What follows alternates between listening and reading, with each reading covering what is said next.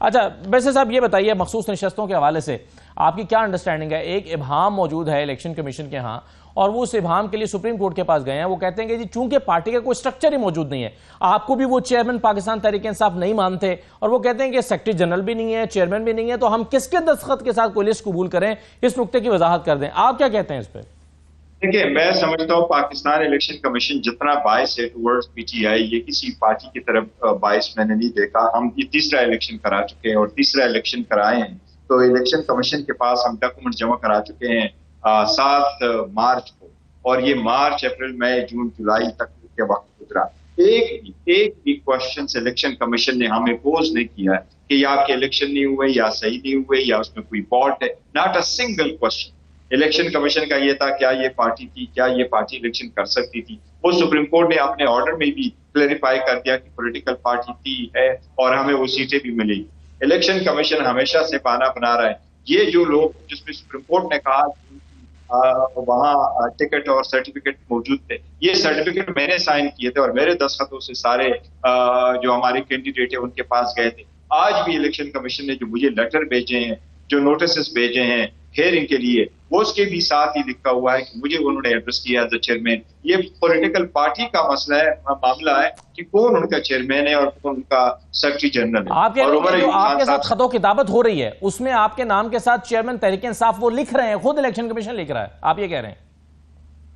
जी, ये बिल्कुल वो लिख रहे हैं और लिखना चाहिए, और ये हमारा जो मामला है, और इलेक्शन कमीशन को किस चीज की इंस्ट्रक्शन चाहिए। सुप्रीम कोर्ट ने कहा है कि पॉलिटिकल पार्टी मैं समझता हूं कि सुप्रीम कोर्ट ने वो भी नहीं किया कि head of a political party, जिस तरीके से पहले ये कहते चले आ रहे थे। ये तो मैं समझता हूं कि अगर हमारा इंफॉर्मेशन सेक्रेटरी भी इनको लेटर लिखता कि ये हमारे कैंडिडेट थे जिनको हमने टिकट इशू किए थे और ये हमारे सपोर्टेड वर्कर थे, और इवन अगर हमारे जो वेबसाइट को डील करते हैं और जिनको हमने टिकट दिए हुए थे और उनकी पूरी लिस्ट दी थी, वो रिकॉर्ड कीपर भी अगर हमारा सुप्रीम कोर्ट में ये इलेक्शन कमीशन में कंफर्मेशन भेजता कि ये हमारे कैंडिडेट है और किसी की तरफ से उसकी कोई मुखालिफ स्टेटमेंट नहीं आई है कि वो हमारे कैंडिडेट नहीं थे, तो that is the end of the matter. Election commission को चाहिए था, लेकिन हमेशा इलेक्शन कमीशन हमेशा से हमारा मुखालिफ रहा है, हमेशा से हमारे लिए कोई ना कोई उन्होंने बहाना बनाया और बहाना बनाते हुए आगे बढ़े, और यही रीजन है कि पाकिस्तान तहरीक इंसाफ ने अब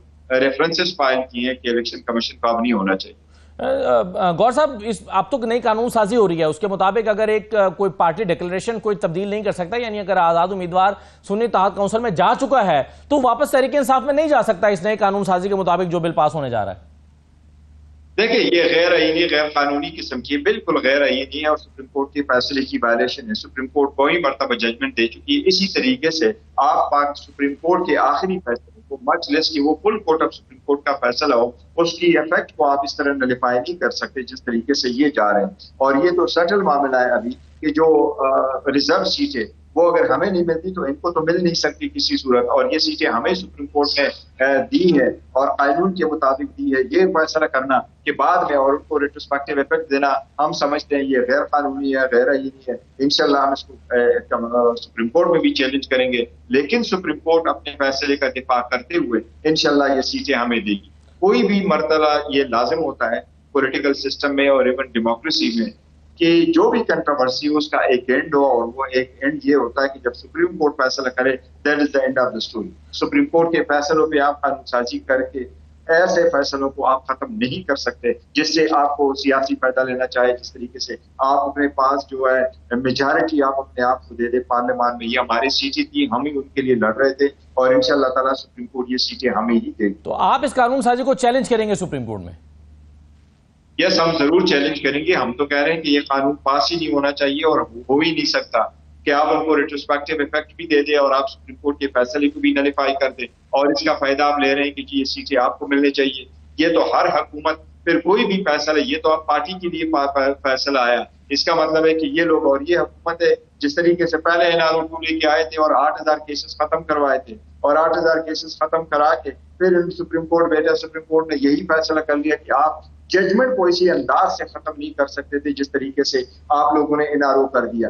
ये एनआरओ 2 लेके आ रहे हैं अपने लिए, और ये एनआरओ 2 इंशाल्लाह ताला कोर्ट खत्म करेगा। गौर साहब, ये तो बात की बहस है ना कि आपको मखसूस नशिस्तें आपको मिलनी चाहिए, उन्हें मिलनी चाहिए। पहली बहस तो ये कि अब तहरीक इंसाफ सुप्रीम कोर्ट के फैसले की रोशनी में पार्लिमानी पार्टी अब बन सकती है कि नहीं बन सकती। अगर ये कानून साजी हो जाती है, सुप्रीम कोर्ट का फैसला अपनी जगह पर मौजूद है लेकिन नई कानून साजी हो जाएगी, तो पहला सवाल तो ये पैदा होगा कि आप अपने पीटीआई के प्लेटफॉर्म पर जा सकेंगे या नहीं।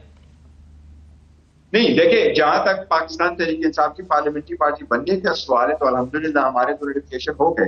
जो 39 MNA है उनका नोटिफिकेशन हो गया और अल्हम्दुलिल्लाह पाकिस्तान तहरीक इंसाफ पार्लियामेंट में इस वक्त पार्लियामेंट्री पार्टी बन चुकी है और पंजाब में भी बन चुकी है, KPK में भी बन लेकिन चुकी है। अभी ये कानून अगर पास हो गया और इसका नफाज 2017 के एक्ट के जब से नफाज था, ये रेट्रोस्पेक्टिव होगा, तो फिर तो आपका ये नोटिफिकेशन चैलेंज हो जाएगा, क्योंकि आप तो फिर मेंबर बने, फिर तो आप सुन्नी ताकत काउंसिल से दोबारा तहरीक इंसाफ में जा नहीं सकते।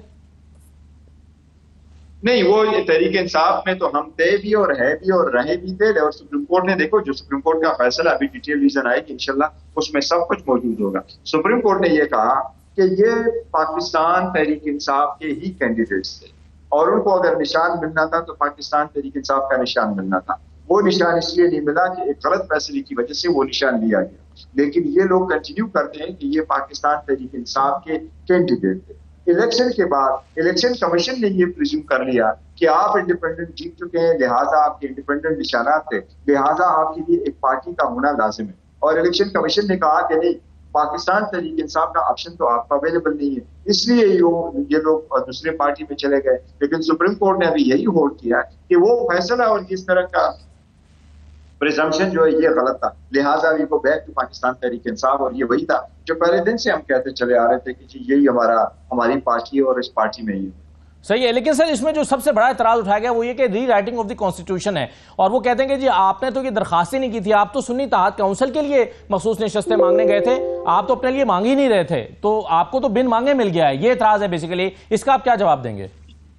ऐसी बात नहीं है। वो देखो, सुन्नी इत्तेहाद है और पाकिस्तान तहरीक इंसाफ एक ही पार्टी थी, लेकिन सुप्रीम कोर्ट के सामने एक क्वेश्चन जब आ जाता है, सुप्रीम कोर्ट पहला court, last court, court of last resort है और कंप्लीट जस्टिस करता है। और सुप्रीम कोर्ट ने इस तनाजुर में ये फैसला कर लिया कि ये फैसला गलत है कि आप कहें ये इंडिपेंडेंट, तो कानून की तशरीह इस तरह की गई कि ये इंडिपेंडेंट कैंडिडेट नहीं थे, ये पार्टी के कैंडिडेट थे।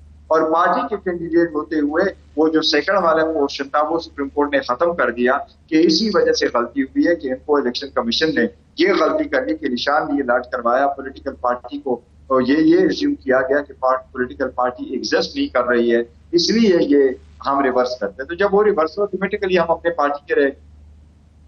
सर वैसे साहब क्या होगा अगर सुप्रीम कोर्ट का फैसला इंप्लीमेंट नहीं होगा? हमने उमरता बंदयाल साहब का भी देखा था, उन्होंने इलेक्शंस का बार बार ऑर्डर किया, इंप्लीमेंट नहीं हुआ, कुछ भी नहीं हुआ था।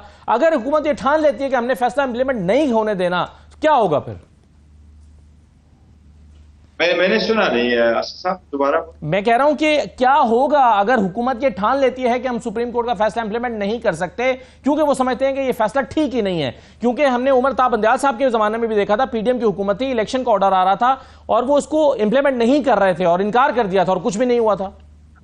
आपको ये हम बिल्कुल हमारे पास हमारे जहन में है और इनके इरादों से हम वाकिफ है और उन पर हमारा नजर भी है।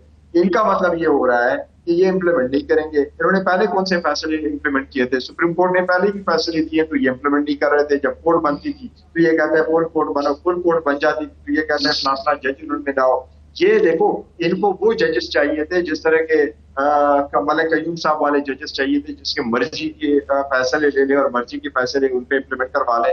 लेकिन सुप्रीम कोर्ट का फैसला और हम यही कह रहे हैं इंशाअल्लाह ताला सुप्रीम कोर्ट अपना फैसला इंप्लीमेंट करेगा। आखिरी सवाल सर बैसर साहब, आखिरी सवाल आपसे यह है कि अक्टूबर के बाद आप क्या तब्दीली देख रहे हैं? क्योंकि असद कैसर साहब कह रहे हैं कि दिसंबर में हमारी हुकूमत बन जाएगी। देखो, पाकिस्तान तहरीक इंसाफ किसी जज में कभी रिलायंस हम नहीं करें कि ये जज चेंज हो जाएगा तो फिर हमारे साथ ये हो जाएगा।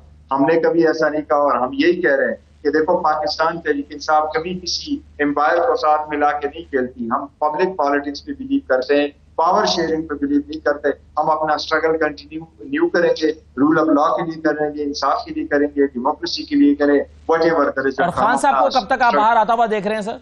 इंशाल्लाह ताला बहुत जल्द। इनकी कोशिश तो यही है, कोशिश यही हो रही है कि ज्यादा से ज्यादा केसेस में इन्वॉल्व करें, लेकिन 200 केसेस में से कुछ नहीं बना। इंशाल्लाह ताला खान साहब जल्द बाहर आएंगे। बहुत शुक्रिया।